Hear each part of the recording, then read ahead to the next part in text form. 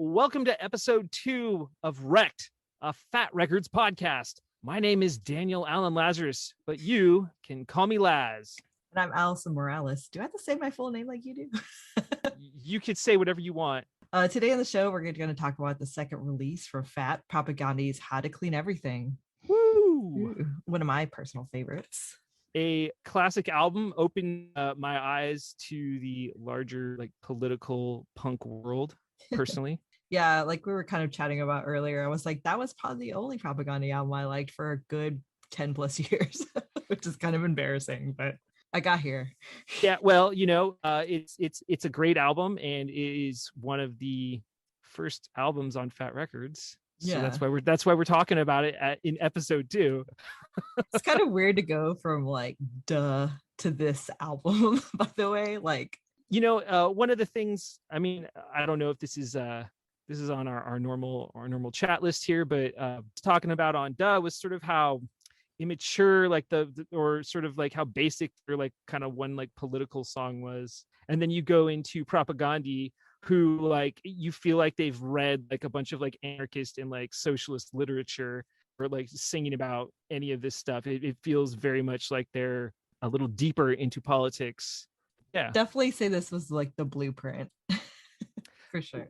It's been a while since we've recorded. This is our second show, but it's been a while. How have you been? You doing okay? Oh man, I'm buried under this new job, but it's going well. I'm trying to reacclimate as a person, and I've been lucky to go to like some good local shows and stuff. I saw that. Very lucky. I live in a place. I live close to San Francisco, but I haven't been to the city yet since like February of 2020. So I'm looking forward. I'm looking forward to going to some shows again and trying to get my voice acting career going. I do a lot of Twitch streaming, trying to get some revenue that way as well. So, I do my day job and then I kind of come home and I work for like another like 5 hours. But that stuff is like fun. Like I enjoy voice acting. I enjoy Twitch streaming is just playing video games and talking a lot, which is a lot of what I do anyways. So, it's fun times. My TikTok is suffering, so I get it. I've been like kind of just like I wanted to do more TikToks this in July. I kind of took June off, and then I got sick like last week, and so I just didn't do any. And then the week before last, I got sick, and then last week I was just so busy at work. I just having like I'm basically like the only person that works there, so I have to like be IT for ourselves, and like I have no idea how to fix my computer, so I spent a lot of time like doing that. Like I had install software on like an old Windows XP computer that was mine, and then somehow transfer it over to the Windows computer, and then it still didn't work. So it like took me like 5 hours to do because XP and like old software. So it was a big pain in the butt. There is a big Fat Records announcement. It's the Lagwagon Double Platinum Blaze tour. I'm excited. I'm very excited as well. It's coming here, which is nice. But yeah, I'm trying to figure out the logistics because I think you have the same problem living in California where things are kind of spread out. A little bit. For me, I'm lucky. I live like 30 minutes from San Francisco. They've got 2 shows like back to back, and so I can pick either Double Platinum or Blaze. I might do both, but I'm definitely doing Blaze. So I'm a more on the Blaze there. Well, most likely what'll happen is Blaze, and there's a 50-50 chance of Double Platinum. I hope you get to go see that one. Like I want you to see it. I was saying this new job's kind of still happening, and then like we're gonna come back from Boston, so it's like right. Well, that's I want to do everything, but I can't do everything, and I think that's always like my whole life's conundrum. Well, that's exciting though. Yeah. So I can't complain. But the other thing is like everybody obviously was at Punk and Drublic in Denver. I like was super jealous. Oh yeah, that looked fun. I mean, I've been to a couple of them, so I can't really complain, but I'm like, I want to be there. Yeah. I mean, I'm sure that's how I'm going to feel during Punk Rock Bowling too, because I usually go to that, but I'm not going this year. So. Oh yeah, that's sad. Yeah. I just finalized like my hotel. So let's introduce the album. Okay. It was released on May 31st, 1993, but it was recorded that February. The studio they recorded it in was West Beach Recorders. It's only 33 and 33. Was it 33 minutes and 33 seconds? Amazing. This is almost a 30 record. Yeah. How do you feel about that? Like, it's pretty incredible. I first heard it though in 96. So yeah. I didn't hear it when it came out. I heard it like after the punk rock revival had really started going full swing. Yeah, if I had to like think about it, probably in the late 90s. Yeah. When I was a baby punk, Right, exactly. So that's when I first heard it. It's got 12 tracks if you don't include all the fucks at the end. I think those were each I think they had 7 different tracks where they're just saying fuck at the very end, which was always funny, me at least. I always thought that was humorous. Do you want to do the band members that were in there at the time, since they did have a lineup change? Sure. So Propagandhi started as a trio with Chris Hanna on guitar vocals, John K. Sampson bass and vocals, or Jordy Semileski on drums and background vocals. Simple there, but they had a pretty big sound, in my opinion. Yeah, for sure.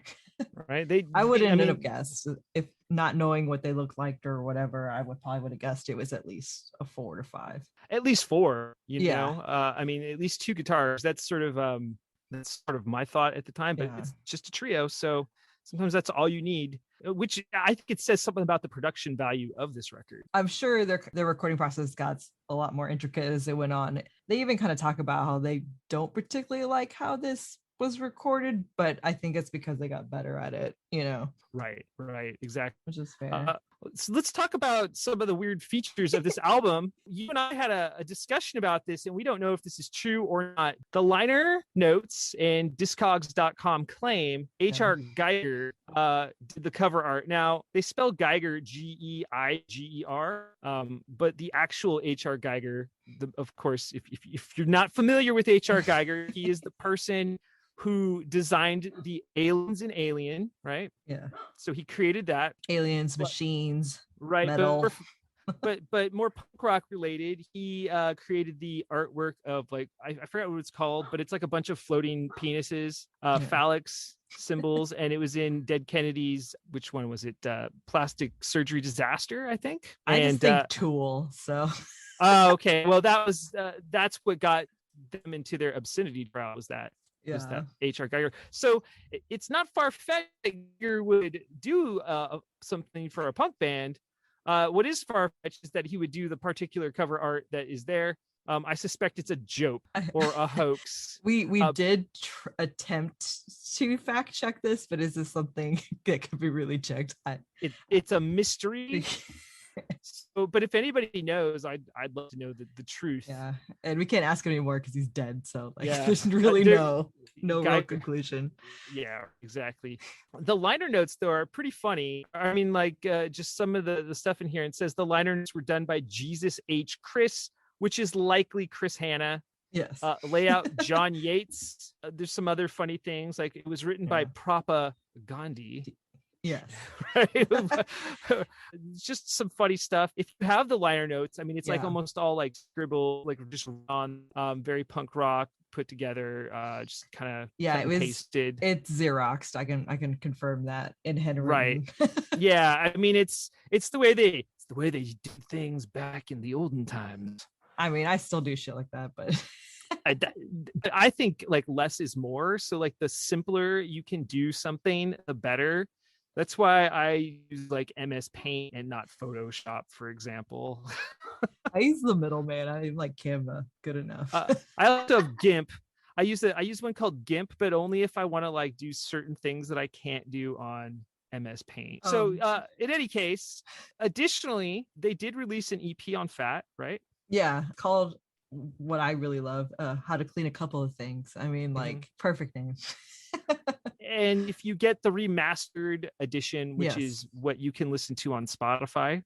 Yes, that's the only version available, weirdly enough. Those tracks are on there. I don't know if it adds much to the album, but I think the song Pigs Will Pay is pretty good. I think it's the best song on How to Clean a Couple of Things. So, but we won't be talking about, though. We're going to talk about the original 12 tracks, original release. I definitely want to, I think for people that have never listened to this album or have heard of Propagandhi, which is a very sad state to live in, but if you do need some more detail, I think their Bandcamp summed it up the best. It says that they are the first wave of Canadian vegans to cross the punk border, the US punk border. They're a bunch of fast melodic PC songs that'll make you want to laugh as the government burns to the ground. Songs about Megan, bacon, and vegans. Right. I mean, maybe that does sum it up pretty well, but it's a pretty good description. Let's take it a step further, though. So I'll read the quote here in a second. But when we were talking about Lagwagon last time, one of my thoughts was Lagwagon is one of the most consistent bands on Fat Records, right? If you heard a Lagwagon album, you know it's Lagwagon from the get-go. Propagandhi evolved a lot as a band. Yes. Their first two albums on Fat, including this one and Let's Talk More Rock, they have a much more similar sound. But then they go to today's Empire Tomorrow's Ashes, which is much more hardcore. It's a lot heavier, and they change, but it's definitely, I think all of their albums just get better and better. This quote sort of digs into that. This is a quote from vocalist Chris Hanna, and it says, and this is you can read this on Wikipedia and a few other places. This is where we got it. We still play songs from that record. I hear them and I play them. The message still resonates with me, and I can see the 20-year-old Chris writing those songs. It's still fun. I still get a kick out of it.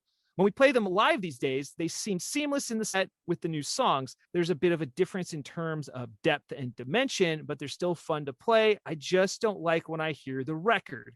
Like when I hear the actual record, that recording, that moment in time, I'm just like, Jesus Christ, turn that thing off. But I don't regret it. I'm not trying to hide the record from people. I just can't lie to people and tell them we're going to make another How to Clean Everything, which is fine, because why? You don't need another one. Right? How would you even replicate that?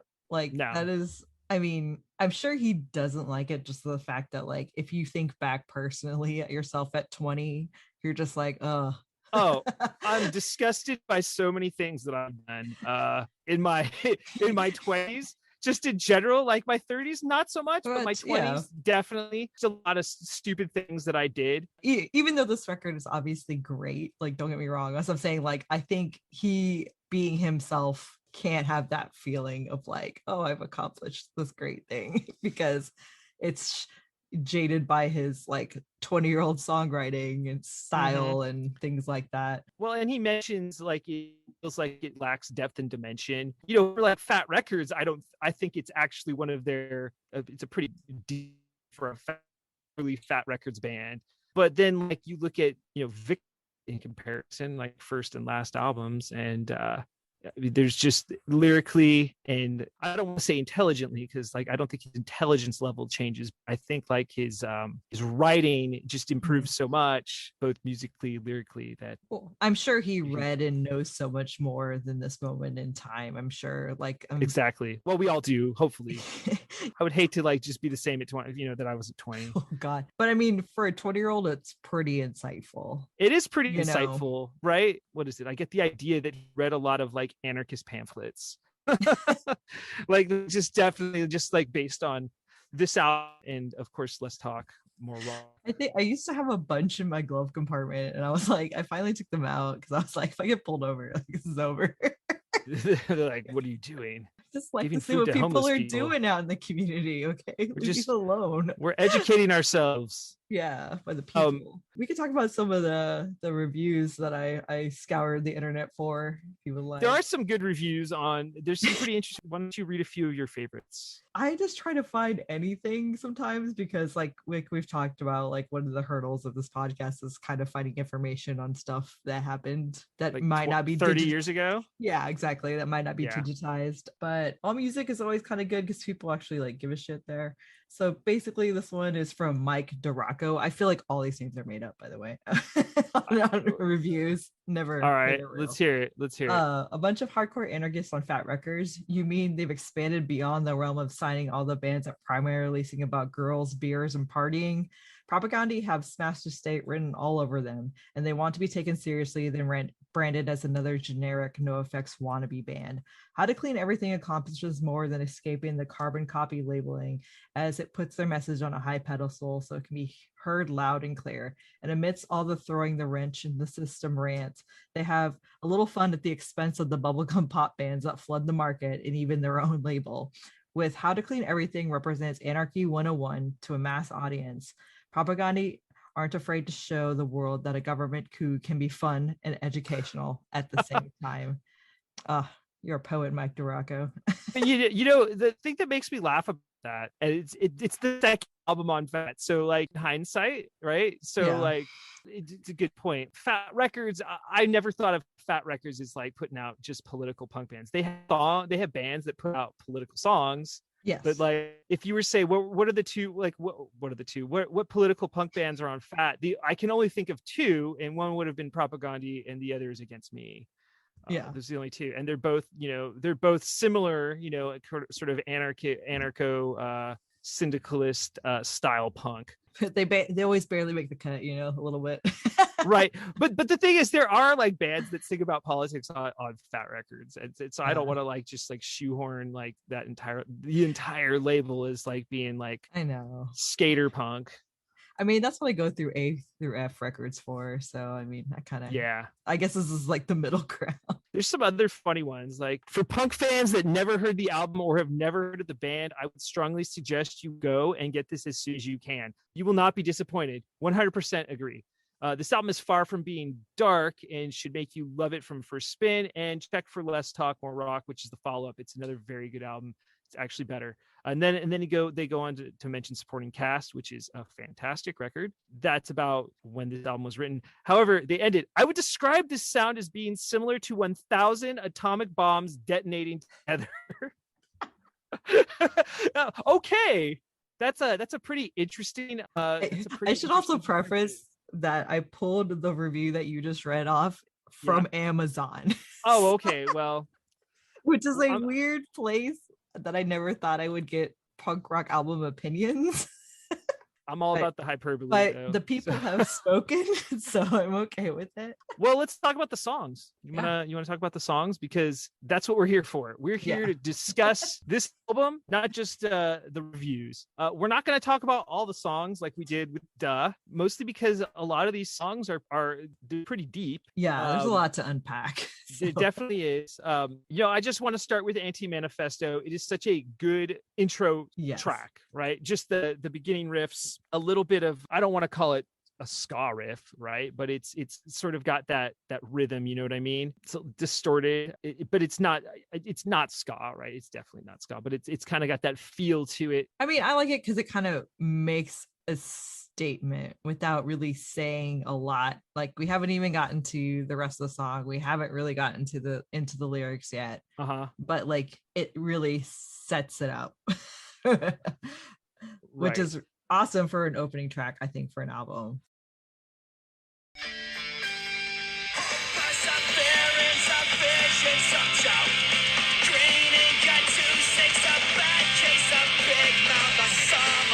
It's got some good lyrics also. I mean, like, that's one thing I think Propagandhi, of course, does the best is their lyrics. But here's a great one. I am so full of shit, but I will remain until this self-awareness fades. Yeah, that's huge. That's almost very like what is it, like Socratic, right? Like, I only know that I know nothing. I dig. Oh man, yeah. You're gonna get real deep on that one.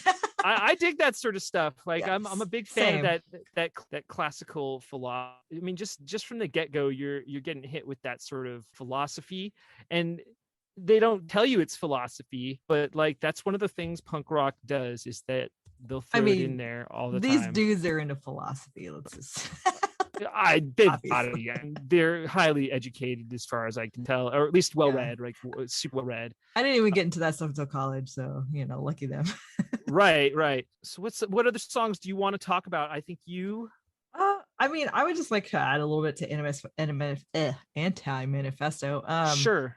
Just because I think it's really interesting that they kind of set up what the album is going to be about. And I kind of didn't really realize in the beginning. They kind of make this song the statement about how this album is going to sound fun, cool, like everybody enjoy, but they know that people are going to gloss over like the deeper portions of it to a point, but kind of the moral of the song is that will happen and that will create them to be this bigger band, and all those people will drop off, but it'll be too late. And I think I almost feel like the defining line might be, you know, if they're setting up for what you're saying, is we strive for something more than a fade sticker on a skateboard. Yeah. Right. Like they're not just skate punk, right? They're not just a Fat Records band. Which at that point they were the second Fat Records band. So or the third if you count NoFX's one EP that was released. But it feels a little shots fired at Black Flag. Maybe a little bit. Statement, like right, right, a little bit, huh? Like that. Everybody loves those stickers, though. That's a great line, also, and it's sort of the thesis statement. Yeah, it is very much like the thesis of this whole album, which I mean, the title kind of gives you that too as well. Well, there's Head, Foot, Chest, which I think we'll kind of like gloss over just because it's straightforward in lyrics. The message is don't be a part of the machine. Right. Well, I mean, it's a very punk rock track, right? Don't be a part of the herd. You know, like they herd and brand the masses within painted prison walls. I mean, another thing I noticed about this album, because I'll skip to the next track too. It's Hate, Myth, Muscle, Etiquette. I was like, will you just stop listing stuff? Right. It's a great way to write a song, right? I was like, y'all are just honing it in right there in those two tracks. I'm sorry. Do you want to say anything on that? I mean, no, I mean, it's like, I need a good kick in the ass. Great line. Great line. It's a good song. It's not one of it. I don't want to say it's one of my favorites, but like it's not one that stands out to me as much as a few of the other tracks that come later. Yeah, for sure. I definitely want to talk about Showdown, or GE/P. Yeah. Let me hear what you have to say. I never have and never will pledge allegiance.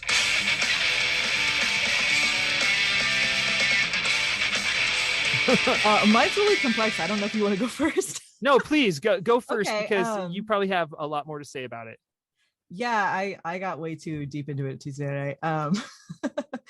Like I really love like the mix of the guitar melodies and the vocals in this album. It's so endearing and just kind of wraps you like a warm blanket. It also starts out like kind of angry, you know, which is cool, and then of course it comes in very sweet. But this song has a really cool dualism. Like has like two different conflicts going on, and one's kind of if you just listen to the surface, it's about love, you're like cool, but it kind of also could be taken into the relationship between man and government too.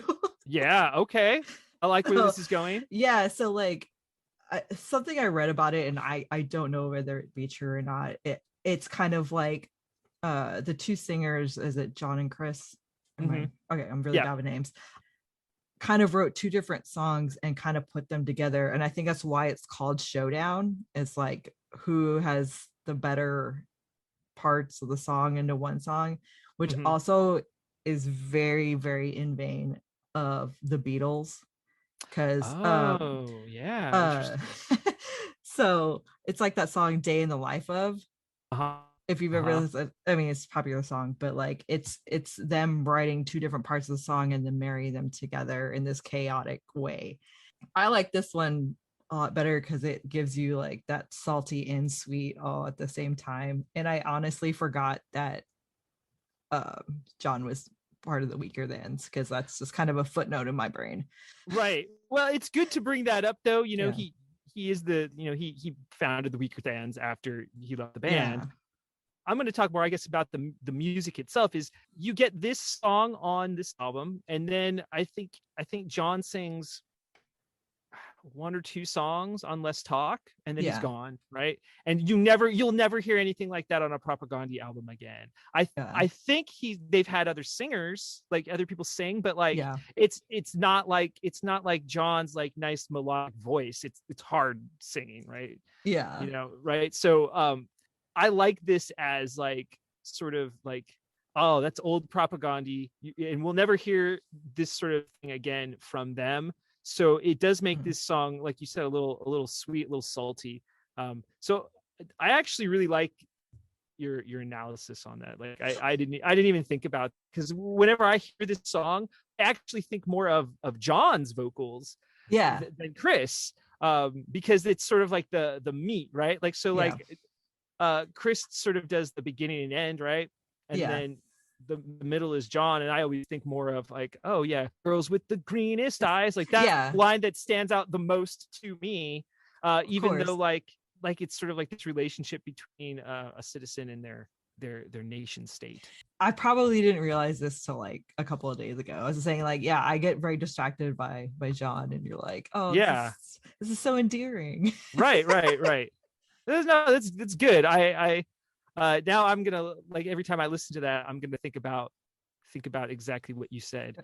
Plus, I always like food analogies, like sweet and salty. I'm a fan. Same. so give me some chocolate covered peanuts, and I am good. You gotta have the salt and sweet, you know. Right, exactly. So we thought we'd just go ahead and talk about Ska Sucks, just because like it's just so it's so popular anyway. Yeah, right. And so, but there's only one question: were they right? Did the ska was the ska revival for me? Was the ska revival? Was it cool? Were there bands that were only in it for the bucks? I mean, and this is the other thing. This album came out in '93. And like the ska revival really didn't hit until like 95, 96, 97. Yeah. I mean, I'm not saying they don't have a point, because at this moment in time, I will say it got to an obnoxious level. Yeah, a little bit. I don't think ska sucks. Okay, like when the time this album made, I could probably say that is true to a point. But the fact that I've stuck with ska this long, and that I feel like I like it more now than ever, then no, it is not true. But in 1993, I would probably agree with this. For a period of time, I thought ska punk was kind of gimmicky. Not just ska music, right? But just ska punk. I thought it was a little gimmicky. It did get that way for a minute, though. You can't deny that, right? And then once MTV got a hold of it, we're like, when Rancid so I love And Out Come the Wolves, even the ska tracks on there, right? And that has more probably to do with like Tim's like writing of that sort of thing, and the fact, and I love Operation Ivy. And I kind of wonder if Ska Sucks was about Operation Ivy, because I can't think of any other ska punk bands or ska bands that were coming out in the early 90s. But again, I'm not like a ska, like a ska like scholar, or a scholar perhaps. I'm sure that would be apropриate, because they like to oh my gosh everything. I will say I don't. Is there a band called the Scholars? That's gonna happen. Somebody take that name, please. They all dress like professors. Right. Oh, that's oh my god. I'm already sick to my stomach. But some ska to me, like I guess I'm just gonna briefly go off on a tangent. Yeah. I like ska music, but some ska punk music to me is like inducing, right? It's just so sweet.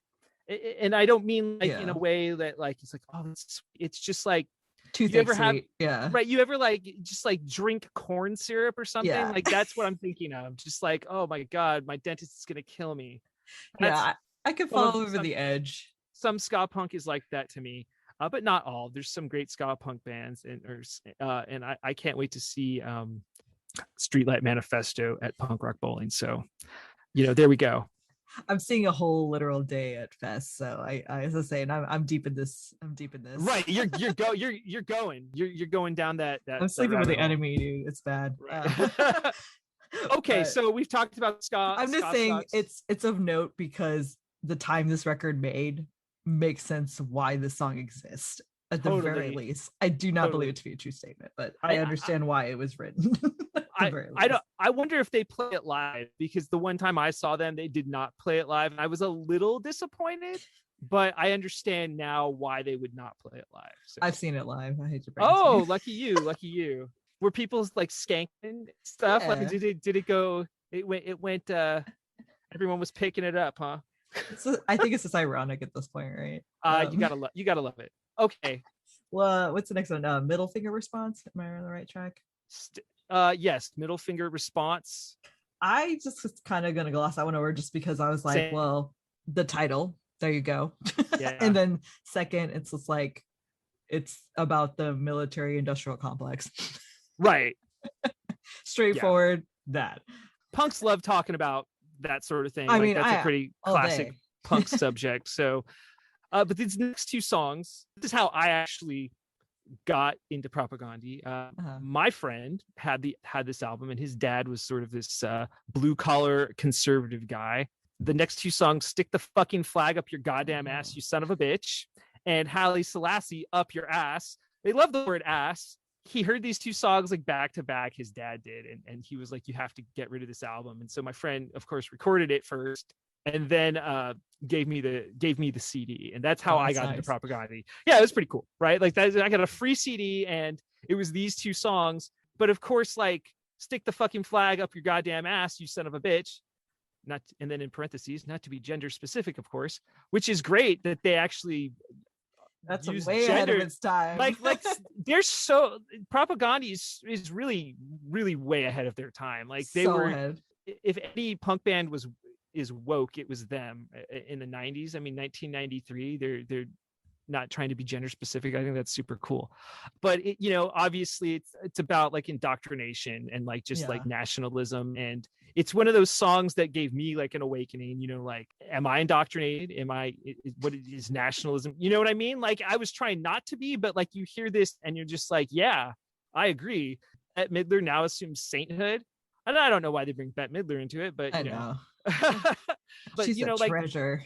But like tie a yellow ribbon around the old oak tree. Like, yeah, I think about how people are so like part of this, like this, at least in America, and he's obviously writing about Canada, but which is like weird because the yellow ribbon thing I thought was inherently American because of the old song. But it must have been maybe North American, right? North American. So I was like, I was kind of wondering about that, but right. But you're right. I mean, again, these are well-read people. Like the cult of people who love the military is just so weird to me. It's like the Blue Lives Matter people. It's just it's like a cult to me. Like it's just so like you can't, like if you ever said anything bad, like, and not even anything bad, I don't even want like, oh, I don't think we should spend more than the next like 5 countries on our military budget combined. Like, how dare you don't support the troops? It's like, are you kidding me? I don't want them to die in needless wars. Why should we be sending them out there? I mean, just all these, again, I think it's a cult. And I think a lot of like patriotism or so-called patriotism is a cult, and it's just nationalism. And this really woke me up to nationalism in general. And I was like 15 or 16. So it was a big crazy song for me. Yeah. Right? That's about the same time I did. It wasn't because of this song, actually. It was due to Anti-Flag. Oh, nice.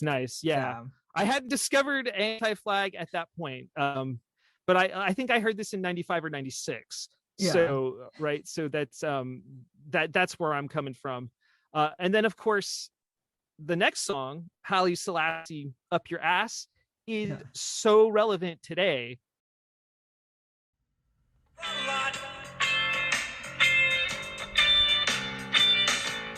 Take a look at your promised land. Your deed is that. Because I was thinking about that earlier.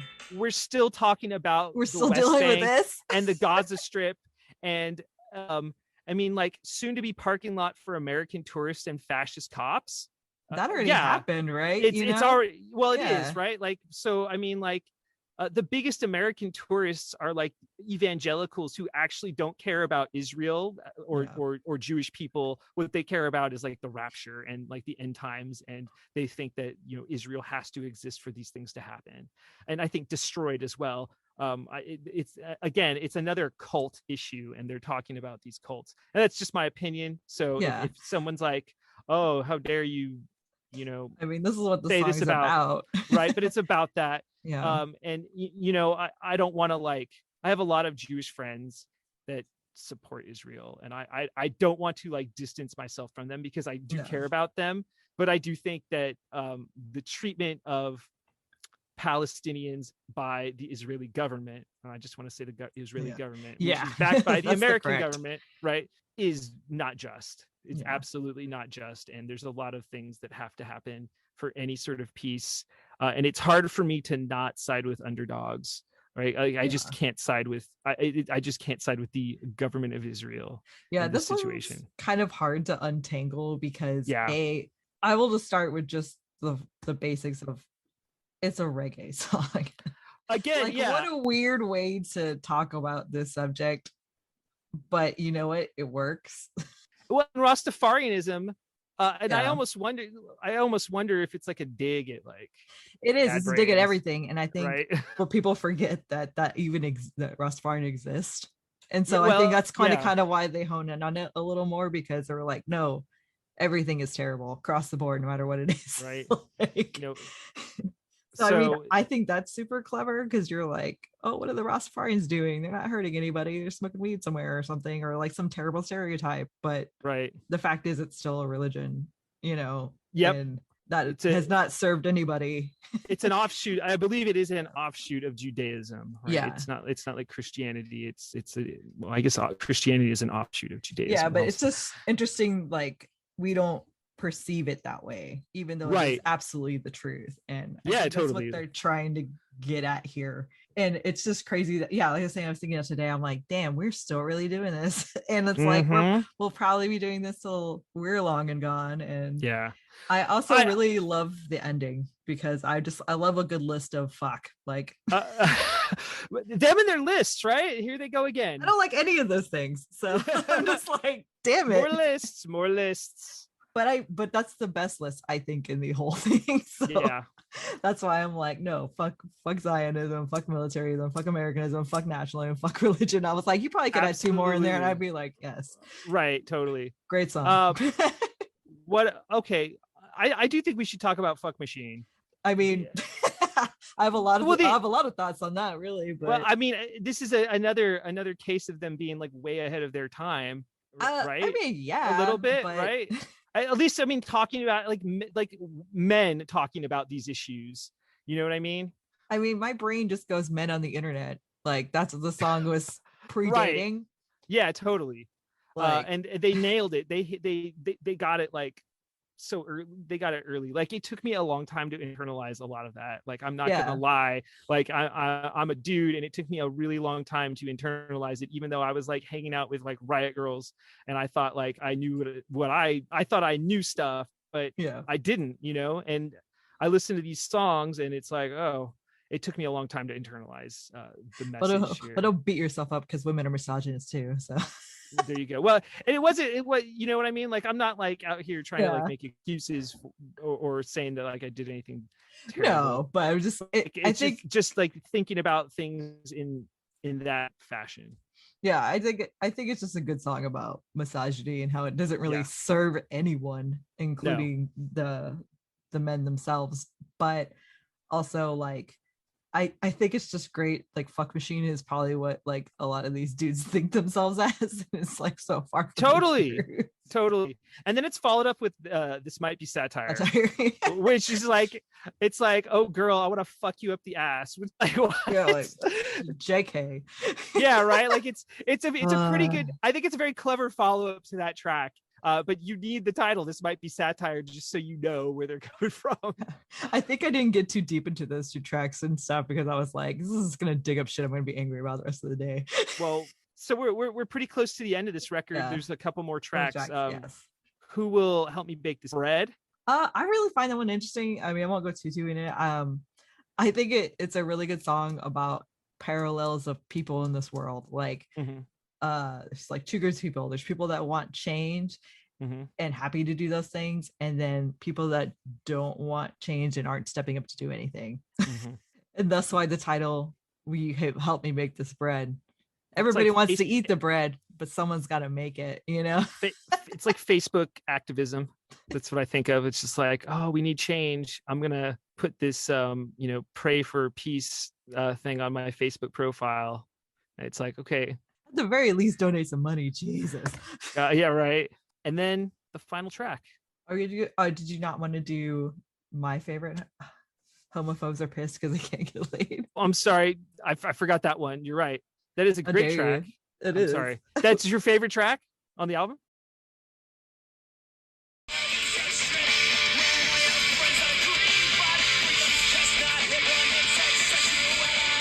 Go for it. Talk about it.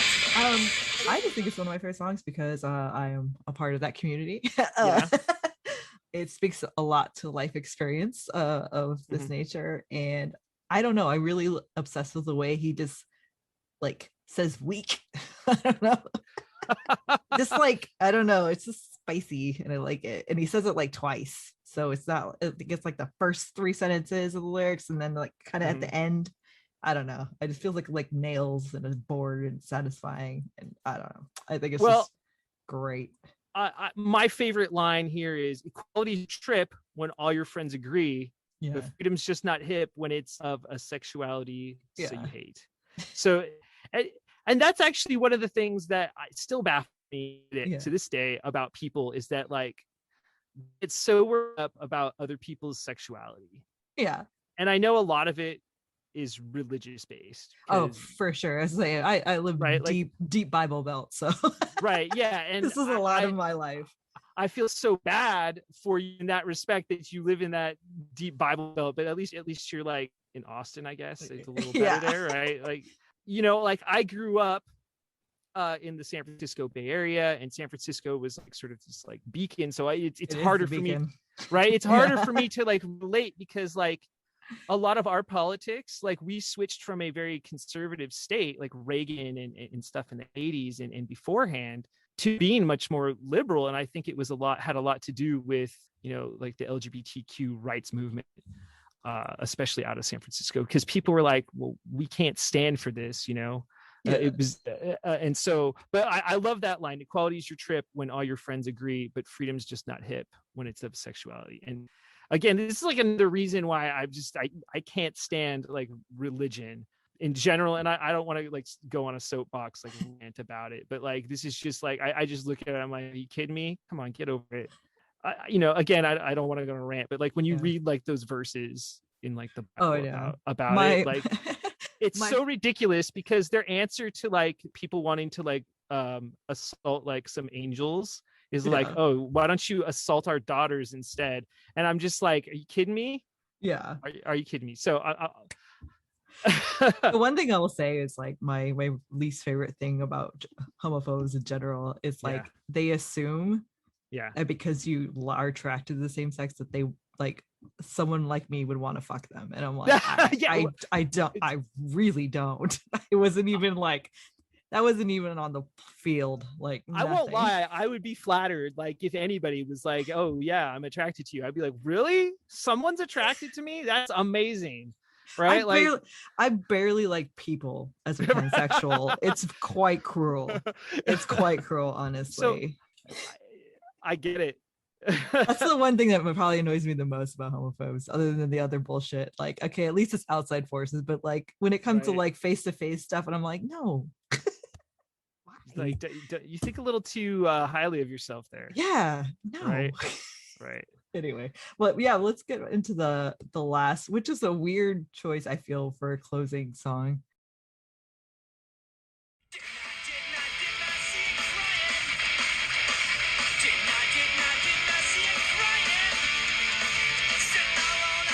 It's also, is it the only cover they've done? Yes, I think so. And that's a very Fat Records thing, I think, to do, is do a punk rock cover of a track. And I wonder if that's why they did it, or if maybe it was something left over from their, early live days, right? I mean, the songs are short. It's like they're like a minute and a half, if that. Right. So I it's mean, easy to do. Kind but of they makes do sense. Version. I like this version. Right. For someone not being a huge, I'm like not a huge Cheap Trick fan. I mean, I like them, but they're not my favorite. But agreed. Yeah. I think, yeah, this is probably my favorite cover of that. It's a good cover. Like it's entertaining, right? I love all the little twists they change in it. I love all the jokes in it. Like it's severely funny. And honestly, I feel like it smooths over such a heavy album. Like in the middle, it gets real nitty gritty, even though it's obviously upbeat and whatever and fast. But like, this is a palate cleanser you much need to like digest all the information thrown at you every single minute of this album. So I feel it's a good thing, and I just think it's really funny that they like make fun of themselves kind of being vegans in a really cute way. Right. No, it is a good, when you call it a palate cleanser, you're totally right, because you listen to all these songs, they're very meaty. No offense intended, vegans. They're very meaty in depth. There's a lot of politics, there's a lot of personal stuff, I think, in some of these songs. It's a great way to end the record. Of course, what is there? There's 7 tracks of them just saying fuck after that. But I always thought that was funny. It's like fuck. I mean, it is a versatile word. If we've not learned anything in this lifetime. If you haven't seen, there's like a Netflix series. Hosted by Nicolas Cage. So weird. I watched it. It's pretty good, and fuck is definitely, I think, it was the first word they did. They had to get it out of the way because it's that's how it is. So we've talked about this record. Any final thoughts, or pretty in depth? My final thought is it's an amazing record, but all of their other records are better. They grow a lot as a band, and that has to do with lineup changes, obviously, I think, and as well as maturity and just learning more. For a first album, it's a classic, I think. Right? It's a classic punk rock record, and like I said, they just get better and better, and all their albums are better after. Like, and it's not to say anything bad about the first album, but it goes back to Chris's quote that kind of at the beginning, that he looks back and he likes the songs, but he doesn't like the album, like listening to the album. And I get it, because it's totally different. It's just so different, and it's even different from Less Talk More Rock, which gets even more political and more like more liberation and more feminist and more anti-fascist. So that's an album I can't wait to talk about. I got a couple of things. I will say, like I said earlier, I was stuck on this album for a really long time.